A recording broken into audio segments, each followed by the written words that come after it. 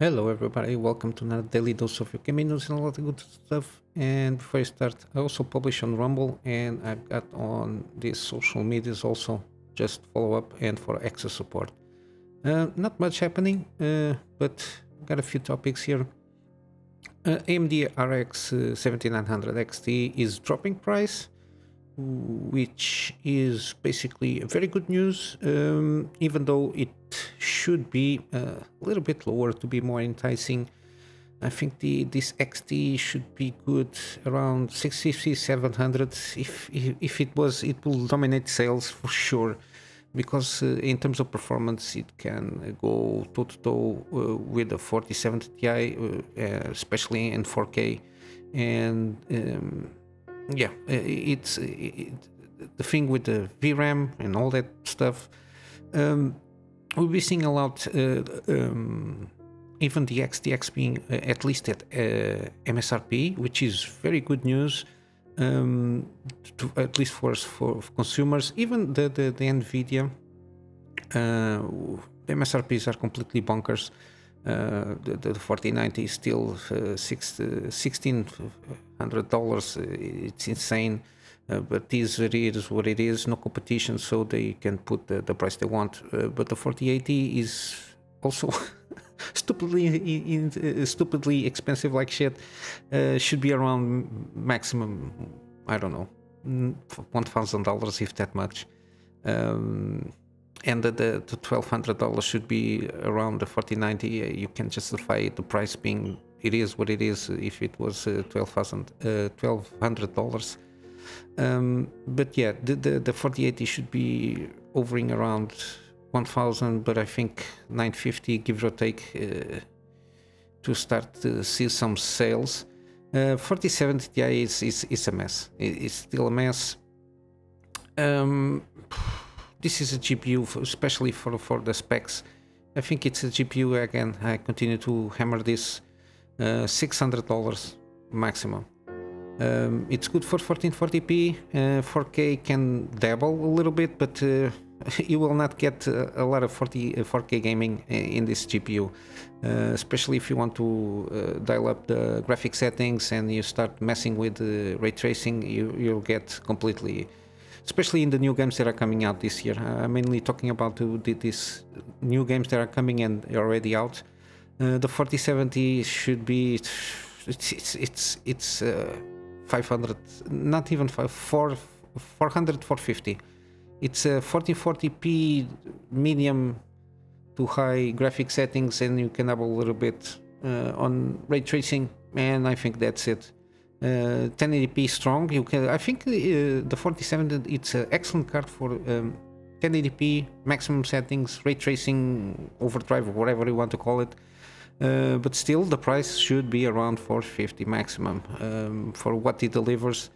And I think the 4060 Ti and non-Ti are going to be a debacle of a launch, unless they put it around, I don't know, $250, something like that. Yeah, it's quite interesting. But yeah, at the moment, if you're building a new system, it's tricky. It depends a lot of what you want to do with what the games that you want, especially the resolution that you're aiming for. At the moment, taking consideration only this generation GPUs at the moment, as it is. If you want a 4K and you don't need or feel the need to push ray tracing, I think the AMD have the best options here. The 79 XTX goes toe to toe with the 48 in terms of rasterization, and can double a little bit on ray tracing. It doesn't offer the same kind of performance in ray tracing, but in terms of graphic settings, you can push that thing up, and rasterized.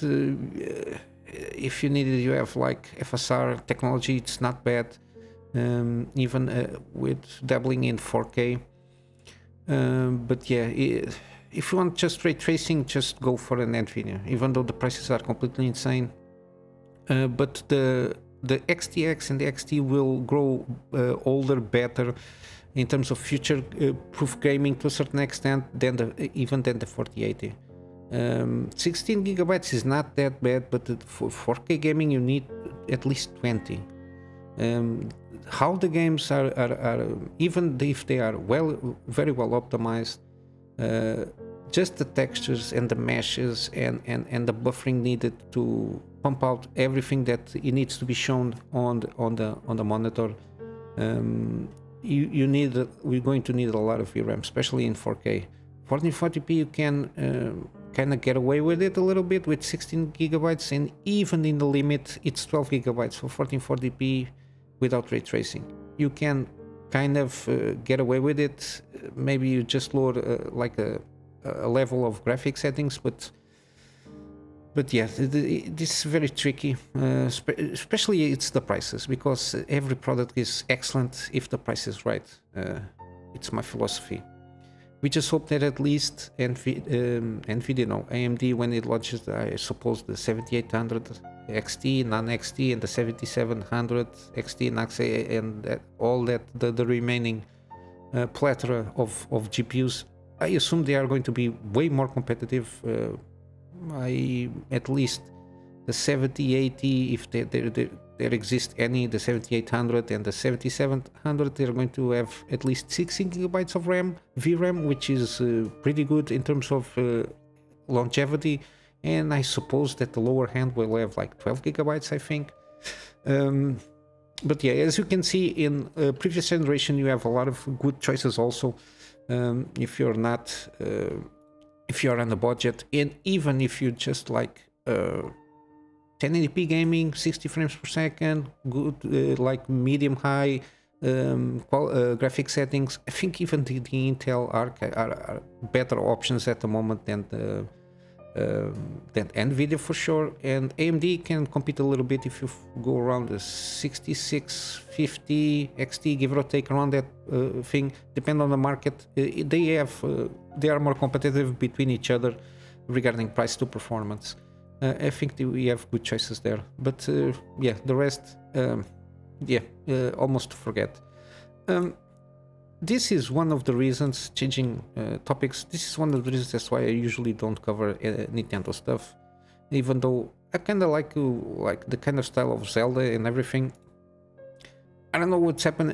I don't know what's about the thing with the Japanese companies, especially with Nintendo. I don't know if it's about the laws of copyright thing there, but any gamer that wants to do like gameplays or talk about Nintendo has to go around with.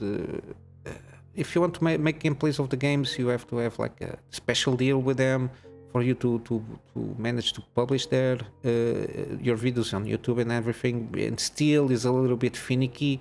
You cannot publish anything that you want.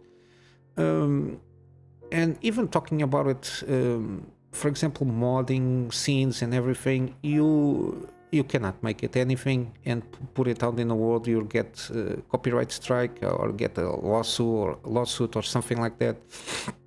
And it's not good. It's not to a certain point healthy for the community, because if you think about it, most of the like long-running games like that are still selling, for example, Skyrim, Fallout 3, even Fallout 4 to a certain extent, The Witcher 3, now also Cyberpunk, all of these games that are well known from Bethesda, from CDPR, I think. Yeah, my naming schemes are completely off today. All of these big games that we know and we like and love. XCOM 2 also, there's a lot of mods in there.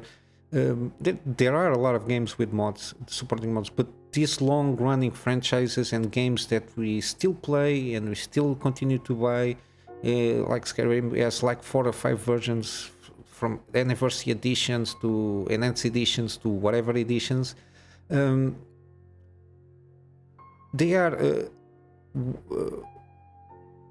in this state of reverence to a certain point because of modding community support and how you go about it in this and people that support the studios also. It's because they implemented like modding scenes, the mod scene very well, and they let people loose on their content, on their transformative content, which is something that Nintendo is very strict on. And I think in long term it's just going to hurt them in the long run, because people that grew up with Nintendo, from my case Game Boy, and then we saw Game Boy Color and all that things, and the Super NES and whatever, they will start dwindling and they will stop playing, because people like to share their gameplays and their experiences, and if they are stifled on that front, people will stop it, and then to a certain extent they will not